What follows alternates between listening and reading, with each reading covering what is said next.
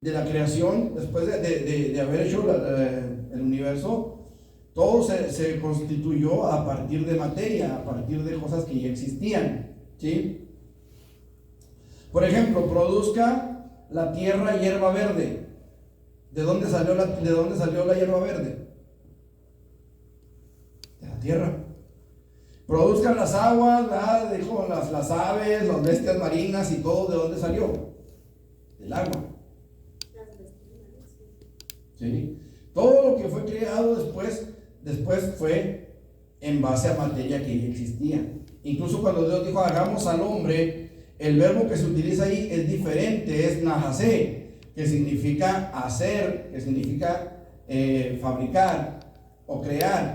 Pero ahí dijimos que no fue una creación como el Bará del inicio. ¿Por qué?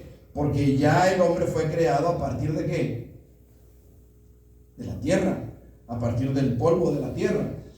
Se han hecho estudios, se han hecho investigaciones científicas y resulta de que nosotros, en nuestro cuerpo, existen todos los minerales que existen en la tierra, o al menos la gran mayoría, están en nuestro cuerpo.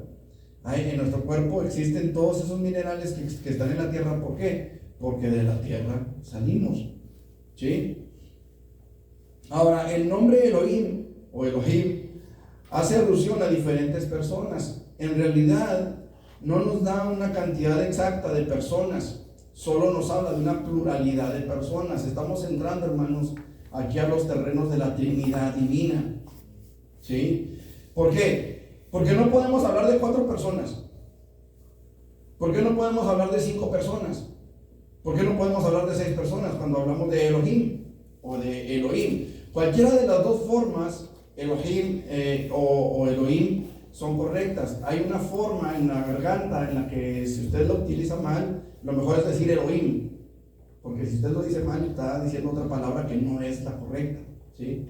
Entonces, Elohim, para no meternos en problemas, el nombre Elohim hace alusión a diferentes personas, y aunque en realidad no nos da un número absoluto de personas en el Elohim, asumimos que son 3, los cuales serían el Padre, el Hijo y el Espíritu Santo. ¿Por qué? Porque los 3 comparten los mismos atributos, los 3 comparten las mismas características divinas. Por eso es que solamente a ellos 3 se les atribuye el nombre Elohim, que significa dioses. Dioses en plural. Y llama la atención porque cuando Moisés dice, oye, oh Israel, el famoso Shema Israel, Adonai Eloheinu, o sea, el Señor nuestro Dios, uno es, nosotros así lo entendemos, pero en realidad lo que dice es Adonai Elohim, o sea, el Señor, o bueno, dice Adonai es nuestro Señor, ¿sí? Adonai, Señor del universo. Dice, no, ese es Yahvé o Yahweh, ¿sí? Bueno, déjeme explicarlo entonces y luego ya me replica. Adonai significa Señor, Dios del universo. Señor significa Adonai. Adón, eso significa Señor, Adón. Adonai significa nuestro Señor. ¿Pero dónde ¿sí? dice aquí la palabra? ¿Dónde dice? En la Biblia. No, no está. Ahora, cuando nosotros hablamos de Adonai Eloheinu, dice Adonai nuestros dioses, o sea, el Señor nuestros dioses, ¿sí? Porque la palabra Elohim, así como también Shaddai, son palabras plurales, o sea, habla de diferentes personas. ¿De cuántas personas podemos hablar en el Elohim? De 3, el Padre, el Hijo y el Espíritu Santo. No hay más. No hay más personas a las que se les pueda aplicar la palabra Elohim. Ni Shaddai, solamente a ellos 3. Al Espíritu Santo, porque es todo suficiente. Al Señor Jesucristo, porque es todo suficiente. Y al Padre, porque es todo suficiente. ¿Sí me explico? Ellos 3 comparten las mismas características. Por eso son el Elohim. ¿Sí me expliqué? Ok. Entonces, el nombre Elohim hace alusión a las 3 personas. Entendemos que se refiere a las 3 personas de la Trinidad, puesto que ningún otro ser comparte los mismos atributos. Luego tenemos un dato interesante ahí en el Bereshit, Bara Elohim, viene el Aleph Tav. ¿Qué dijimos que significaban Aleph Tav? ¿Qué traducción tiene? Alfa y omega. En realidad, Aleph Tav no tienen traducción, son dos letras separadas del alfabeto, del alefato hebreo, ¿sí? En hebreo se llama alefato, en griego es alfabeto, ¿sí? ¿Por qué? Porque no es lo mismo el alefato hebreo que las letras en griego, no es lo mismo, ¿sí? Los nombres no se leen igual, se leen diferente, ¿sí? Ok, entonces en el alefato hebreo, Aleph Tav sí son la primera y la última letra.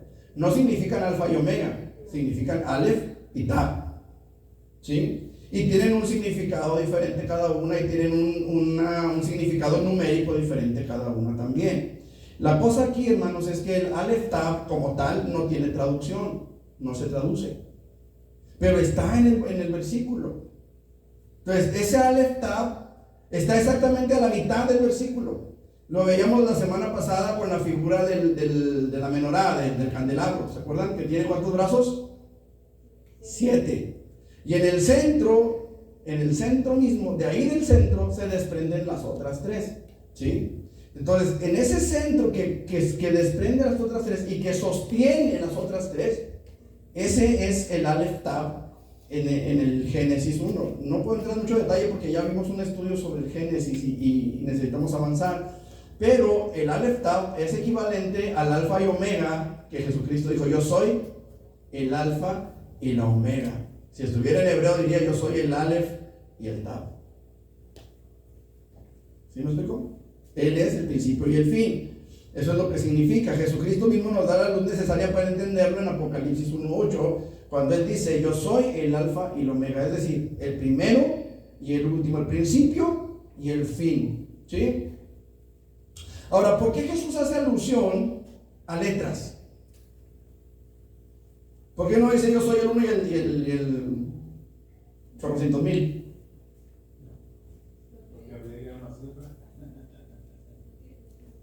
Ajá, pero por un lado no habría principio y fin, pero también acá hay un principio en el Aleph, hay un principio y hay un fin, pero dice el primero y el último. Pero ¿por qué hacer la alusión con letras? ¿Por qué no con números? La respuesta la tenemos, hermanos, en Juan 1:1. En el principio era la palabra. En el principio era el verbo. Por eso usa letras. Para identificarse por completo como quien es, el que era desde el principio, como el que es desde el principio, como el que es el primero y el último. ¿Sí? Ok. Ahora, finalmente tenemos, hermanos, la obra de la creación como tal, el Hasamayí, que son los cielos, y Ares, que es la tierra. ¿Sí? Ok. A partir de ahí, hermanos, a partir de la creación, Dios se ha revelado a sus criaturas. Dios hizo la creación con el fin de revelar su gloria, de manifestar su gloria, de mostrar su gloria a la creación que Él había hecho. Por eso creó a los ángeles y luego creó también a los seres humanos y creó también todo el resto de la creación. Ahora, aquí la idea, hermanos, del Señor era mostrar su gloria tanto a los ángeles que Él creó en los cielos como a los seres humanos que creó en la tierra. ¿Sí? Por eso hizo el mar con su majestuosidad, hizo las bestias del campo, hizo las aves de los cielos, hizo a los insectos, para que el hombre pudiera ver y pudiera magnificar la gloria de Dios, pudiera ver la gloria de Dios y pudiera alabar a Dios por su creación. Y todavía sucede. ¿Alguno de ustedes ha visto la cascada de Basasiach alguna vez? Bueno, los que hemos estado ahí, pues nos damos cuenta de lo pequeños que somos. Y estamos hablando de una cascada que no es la más grande del mundo. Creo que la más grande del mundo, no sé si son las cataratas Victorias o las del Niágara. Pero, ¿ande? Las Victorias, ¿verdad? En África. Las más largas. Ok, entonces vemos la majestuosidad de Dios. Vemos el poder de un Dios maravilloso. O sea, a veces no lo notamos, pero cuando usted se ve en el espejo, usted está viendo una de las obras más maravillosas de Dios. Y no lo estoy chuleando ni mucho menos, o sea, no va a salir aquí con como pavo real. Estoy hablando de una de las obras de ingeniería, de arquitectura, de poder de Dios tremenda. No hay un ingeniero, escuche, no hay un arquitecto en la tierra que pueda diseñar un puente tan perfecto y que soporte tanto peso por pulgada cuadrada o por milímetro cuadrado como el arco del pie. O sea, no hay un ingeniero, un arquitecto que pueda diseñar un puente que pueda soportar tanto peso como lo soporta el arco del pie. Y vamos que hay personas que es bastante peso. Y no es burla ni es mucho menos. Es simple y sencillamente es la realidad. O sea, ¿cuánto peso, hermanos, soportan nuestros pies? Ahora, ¿cuántos miles de ¿cómo se llaman? Vasos sanguíneos hay en nuestros ojos? O sea, qué interesante, hermanos, que nuestro cerebro funciona con electricidad. ¿Saben de qué está hecho el cerebro? Agua y grasa. Agua y grasa. Y funciona con electricidad. Todos nuestros movimientos, todo lo que hacemos es electricidad moviéndose. Cada dedo que movemos, cada uña que nos crece, cada milímetro de cabello que nos crece o se nos cae, todo tiene que ver con el cerebro. El cerebro se dice que es lo último que deja de trabajar cuando una persona muere. Y si se muere el cerebro, se muere todo. Entonces, qué interesante es que nuestro cerebro es una super mega computadora. Agua y grasa. Y tenemos recuerdos de años. Algunos muy dolorosos, otros muy padres, muy de mucho gozo, de mucha alegría. Y nos acordamos de todo eso. Y es agua con manteca, para que me entiendan. Eso es el cerebro. Y las neuronas y todo eso. Sí, o sea, todo eso está en el cerebro. Pero el cerebro está constituido por agua y grasa. O sea, tenemos terminaciones nerviosas por todo el cuerpo y transmiten electricidad. Si ustedes nunca les ha tocado hacerle así con un globo y ponerlo en la pared por la electrostática. ¿No les ha tocado que de repente le dan la mano a alguien y casi se electrocutan? Porque por nuestro cuerpo corre electricidad. ¿Quién hace eso? Solamente un creador perfecto puede hacer una obra perfecta. Ahora usted dirá, es que ninguno somos perfectos, pero sí éramos. Perdimos esa perfección en el Edén.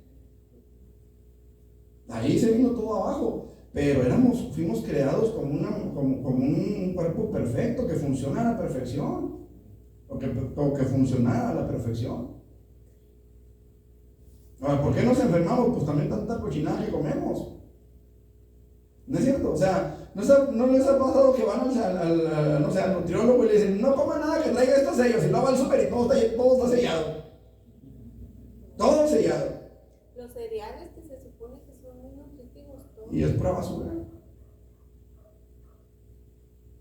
O sea, realmente, cuando usted analiza realmente lo que hay, se da cuenta de que prácticamente todo lo que comemos nos contamina. Es más, el oxígeno que respiramos oxida nuestro cuerpo. O sea, qué tremendo. Cómo una obra tan gloriosa como la que Dios hizo para manifestarse y para glorificarse a Él, pues terminamos arruinándola, ¿no? Salmo 19:1, ¿qué dice?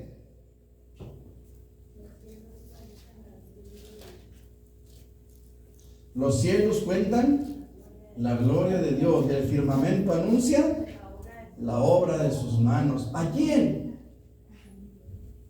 ¿A quién? O sea,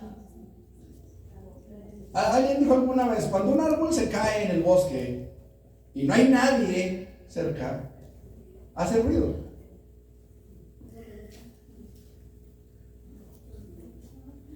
Sí hace, pero no hay quien lo escuche.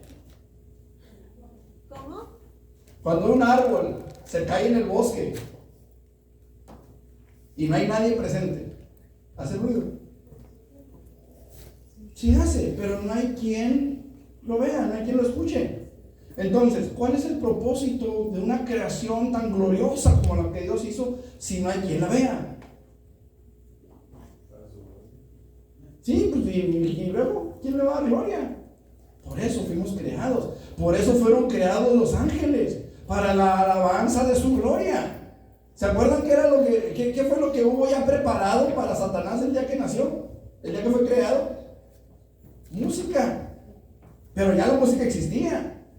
O sea, Satanás no inventó la música como mucha gente piensa. No, porque tocaban Ya había música. los tamboriles el día que Ya estaban preparados para el día de su creación. O sea, que el día que él fue creado, ya los tamboriles ya estaban sonando por su creación. O sea, ya había fiesta. ¿Sí lo explico? O sea, todo fue creado por él y para él, no por Satanás, sino por el Señor Jesucristo y para el Señor Jesucristo, para mostrar su gloria. Ahora, Dios nos creó a nosotros para mostrarnos su gloria, para mostrarnos su poder. ¿Sí? Romanos 1:20, ¿qué dice?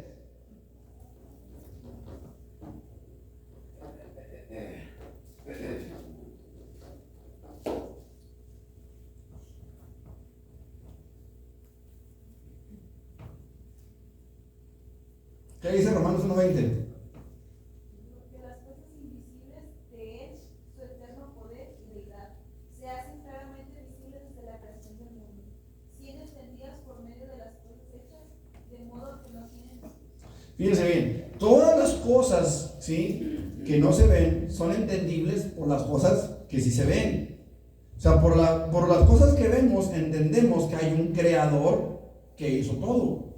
Lo hemos dicho de muchas veces, de muchas formas, ¿verdad? Esta simple púa que tenemos aquí, o plumilla, como le dicen algunos, que sirve para tocar la guitarra, alguien la imaginó, alguien la diseñó de tal manera que pudiera funcionar, que fuera funcional. Y hay de diferentes calibres, porque también hay cuerdas para guitarras de diferentes calibres que alguien imaginó, que alguien pensó cómo iban a funcionar, que alguien les dio la afinación correcta para que a la hora de ejecutar el instrumento, estas dos cuerdas, las dos, se llaman mi. Esta delgadita y esta más gruesa.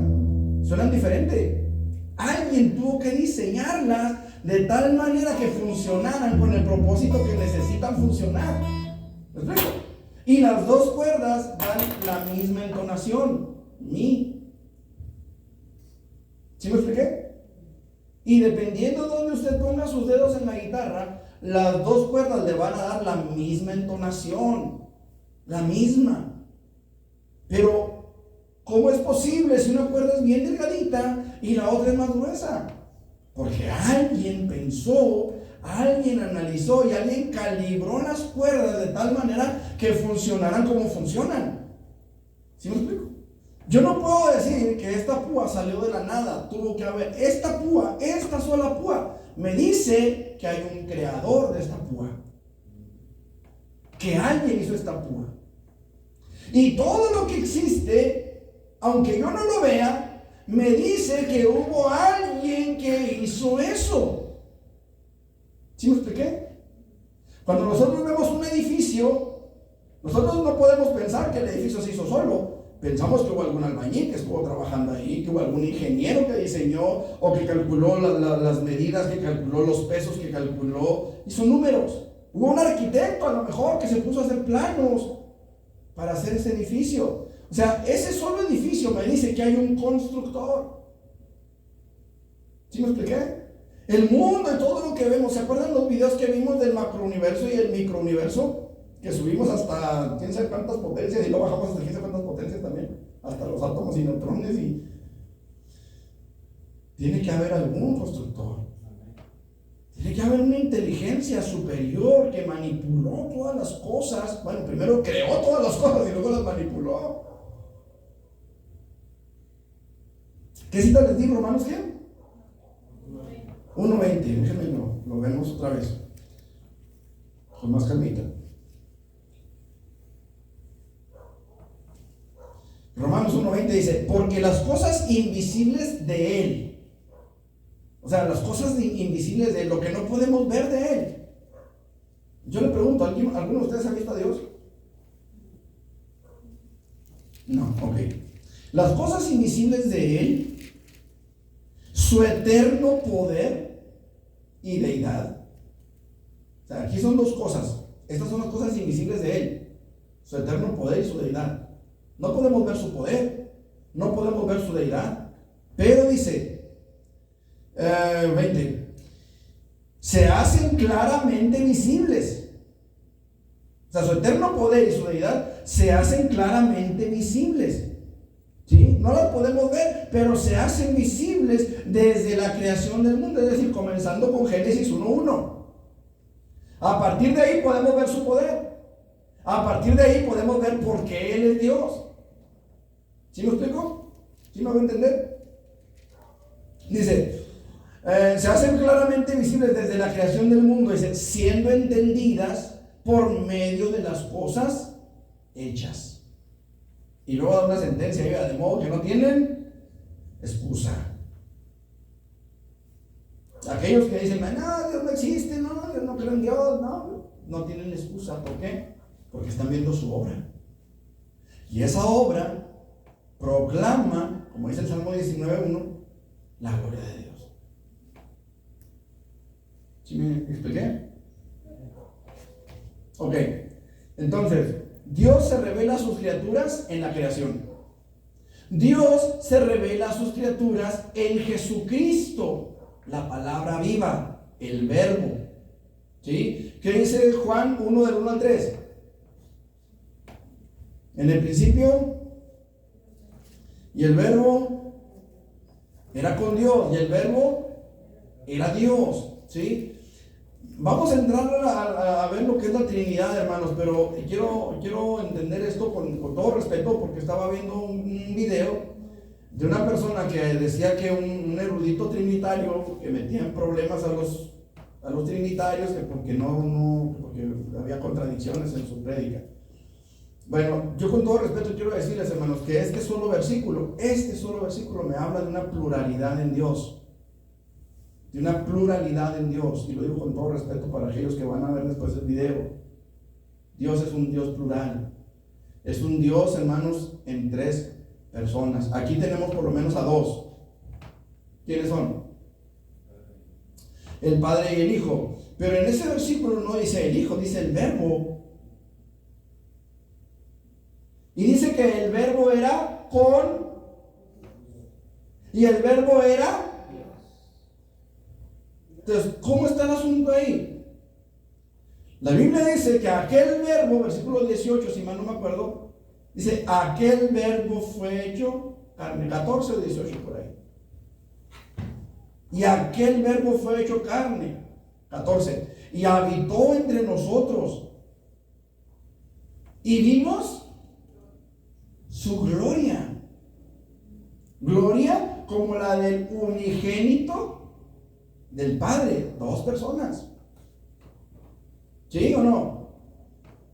O sea, hay una distinción clara, ¿sí? Ahora, en Jesucristo, la deidad es revelada al hombre. ¿Por qué digo la deidad? Colosenses 1:15, si no me acuerdo. ¿Qué dice?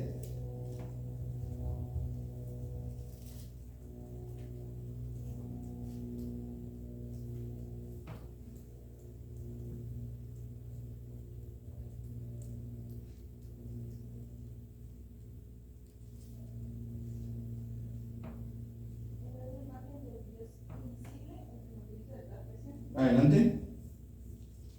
Porque en él fueron creadas todas las cosas que hay en los cielos y las que hay en la tierra. A ver, déjame ver si no es más atrás entonces. Déjame ver. Colosenses 1.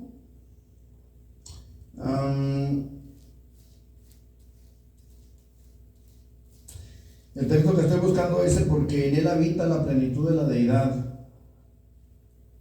Si alguien se acuerda me lo puede decir. Se los agradezco.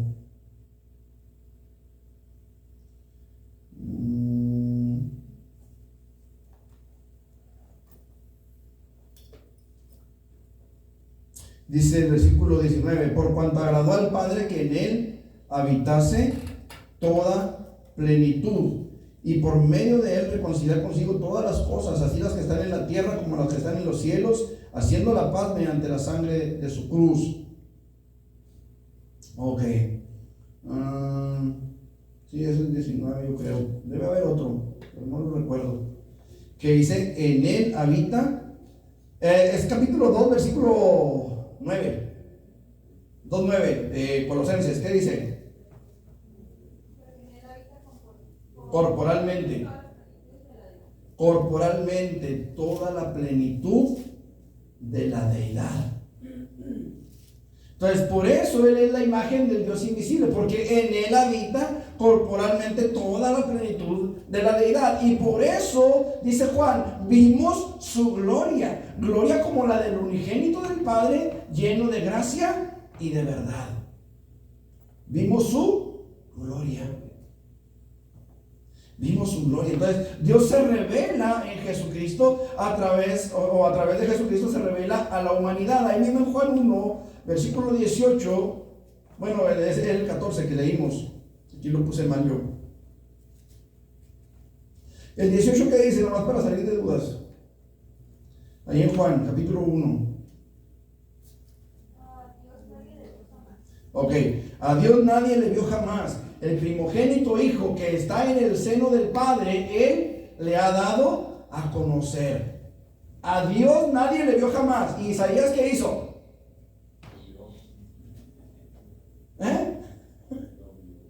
Capítulo 6 de Isaías. Vi yo al Señor sentado sobre un trono, alto y sublime, y sus faldas llenaban el templo, etcétera, etcétera. ¿A quién vio Isaías? A Dios nadie le vio jamás, dice la Biblia. El unigénito hijo que está en el seno del Padre, Él le ha dado a conocer. ¿A quién vio Isaías? A Jesús. ¿A quién vio Daniel? A Jesús. ¿Por qué?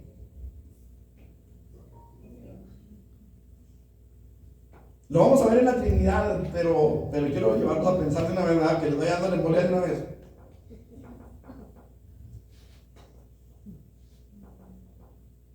En la acción del anciano de días, ahí nos damos cuenta que es Jesús, pero lo vamos a ver en la Trinidad, ¿sí? En el tema de la Trinidad.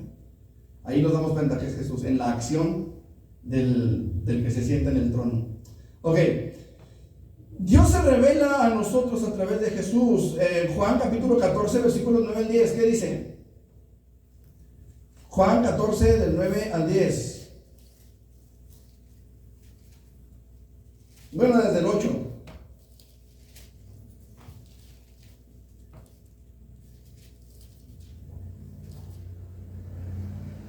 ¿Qué dice?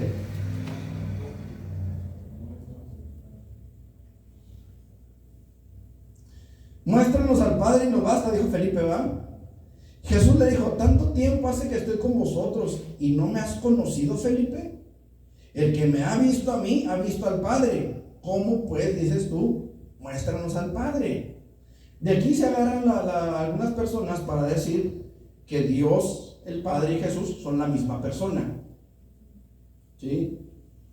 Pero si nosotros nos vamos a Colosenses 2, que leímos ahorita, dice la palabra de Dios, en Él habita toda la plenitud de la deidad. Es decir, el Padre y el Espíritu Santo habitan corporalmente en Jesús.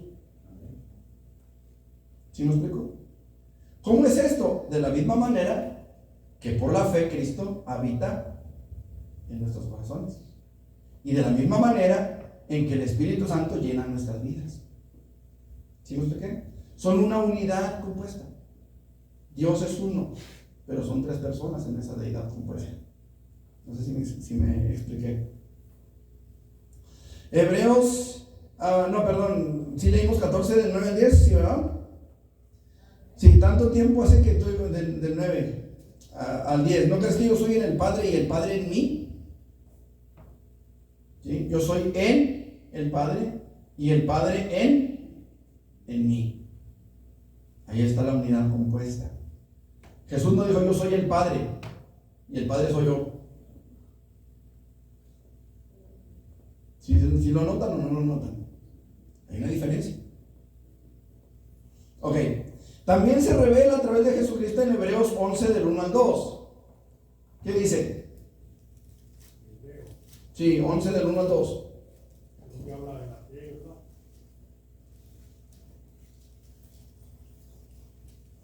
Perdón, es 1 del 1 al 2. Qué bueno que joven la fe, si no me voy por otro lado. Hebreos 1 del 1 al 2. 1 del 1 al 2. Dios, habiendo hablado en otro tiempo por los profetas, dice ahí, o algo así, ¿sí? Ahora nos ha hablado a los padres por los profetas, ahora nos ha hablado por el Hijo, por quien hizo el universo y a quien constituyó a sí mismo heredero de todo, ¿sí? Ok, entonces Hebreos 1 del 1 al 2, Dios se revela al hombre a través de Jesús, ¿sí? No hay otra revelación válida para el hombre aparte de Jesús. Cualquier otra revelación que el hombre tome para conocer a Dios, ¿sí? Que no sea la creación como la conocemos, como la hemos visto, como la explicamos, que no sea Jesucristo o que no sea la Biblia, no es válida. ¿Sí me explico? Porque Dios se revela al hombre también a través de la Biblia, ¿sí? La palabra escrita. Y la palabra escrita nos referimos a este libro, a la Biblia, ¿sí? Vamos a ver qué dice el Salmo 14:1.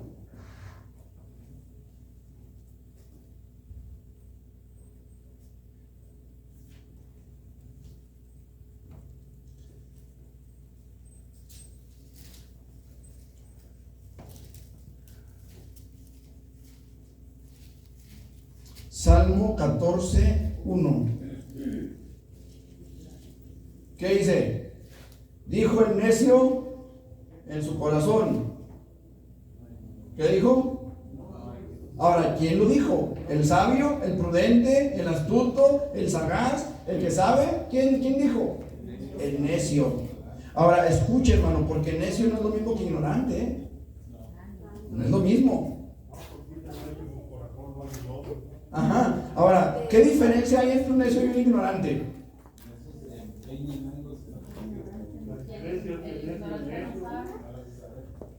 Ajá, el ignorante habla sin saber. Ajá, no sabe, no entiende, no ha sido instruido. Pero el necio, a pesar de que ha sido instruido, a pesar de que conoce las cosas, se aferra a lo mismo. Anoche nos platicaban de una persona que, conociendo cierta situación de una persona que cometió, o de una empresa que cometió fraude, conociendo todo eso, esta persona se embarcó con una persona que trabajaba ahí para un crédito y pues está pague y pague, y aquello para lo que pidió el crédito ya tiene más de un año y no le ha llegado. Eso es una persona necia, que sabiendo cómo está la cosa, cómo corre el agua con esas personas, fue y se embarcó y empezó a pagar y a pagar y a pagar, y sigue pagando y pagando y pagando, y sigue perdiendo y perdiendo y perdiendo. ¿Por qué? Por necio. Por necio. Nada más por necio. ¿Sí? ¿Por qué? Porque ya sabemos cómo se las gastan, ya sabemos cómo trabajan, ya sabemos cómo funciona, y de todas maneras vamos y nos embarcamos. Entonces dijo el necio en su corazón: no hay Dios. ¿Por qué se le puede atribuir necedad? Primero, porque Dios se revela a través de la creación. Segundo, porque Dios se revela a través de Jesucristo, ¿sí? Y tercero, porque Dios se revela a través de su palabra. Ahora, Salmo 107:20 dice la palabra del Señor de la siguiente manera: envió su palabra y los sanó y los libró de su ruina. ¿Cómo es que Dios nos sana dice, envió su palabra y los sanó y los libró de su ruina? Aquí no está diciendo enfermedad, está diciendo ruina. ¿Cómo es que Dios salva a la gente de su ruina? A través de su palabra.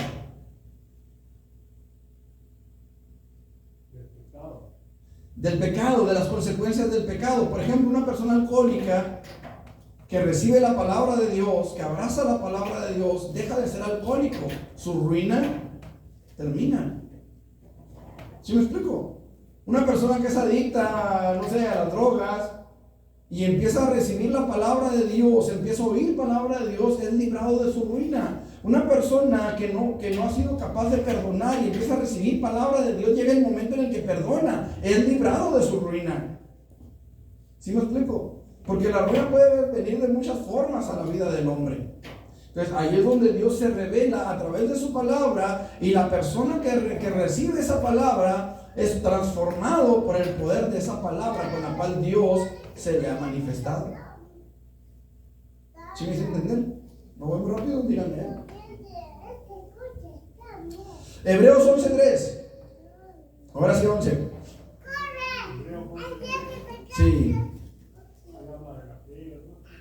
Sí.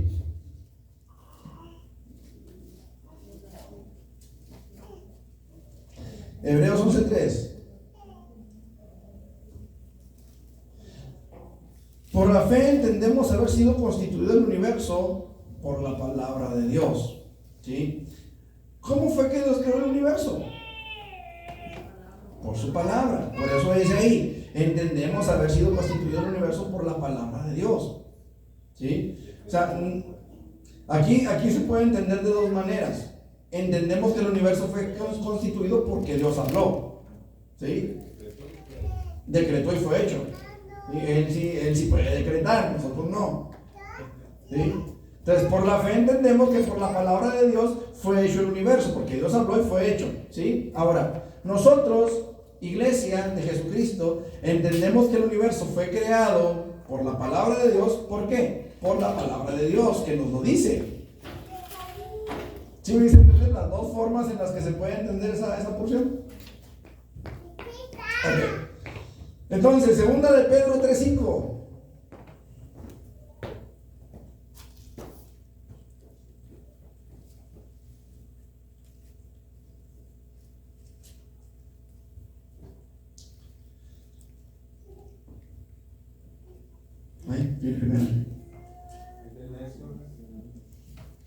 Estos ignoran, dice, voluntariamente. Esos son los necios. Estos ignoran voluntariamente que en el tiempo antiguo fueron hechos por la palabra de Dios los cielos y también la tierra, que proviene del agua y por el agua subsiste. ¿Sí? Ok. Y vemos por último Isaías 55 del 10 al 11.